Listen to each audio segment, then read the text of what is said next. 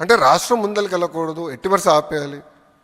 వాళ్ళు చేయరు, చేసేవాళ్ళని చేయనీయకుండా ప్రయత్నిస్తున్నారు. ఇది ప్రజలందరూ గమనించాలి. ఎందుకంటే దీనివల్ల తీవ్రంగా నష్టపోయేది ఎవరండి? ఆంధ్ర రాష్ట్రం. ఎవరు బ్రాండ్ పోతుంది? ఆంధ్ర రాష్ట్రం బ్రాండ్ పోతుందండి. చాలా బాధేస్తున్నా ఈమెయిల్స్ అని చదువుతుంటే. ఒక్కసారి కానీ బ్రాండ్ పోతే ఎందుకు వస్తాడు పెట్టుబడులు పెట్టేదాకా రాష్ట్రానికి? ఎవరన్నా ఒక ప్రాజెక్ట్ వెనక్కి వెళ్తే రేపు ఎవడొస్తాడండి? నమ్మకంతో ఎందుకు ముందరికి వస్తాడు? ఈరోజు బాబు గారి పేరు చెప్పుకుని మేము తలుపులు తెరుస్తున్నాం.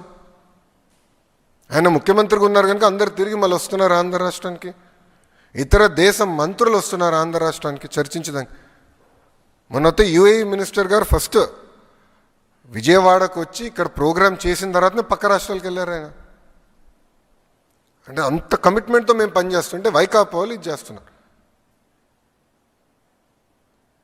దీనివల్ల ఒక ఆంధ్ర రాష్ట్రం నష్టపోతుంది, ఆ దేశంలో ఉంటున్న తెలుగు వాళ్ళు కూడా నష్టపోతున్నారు.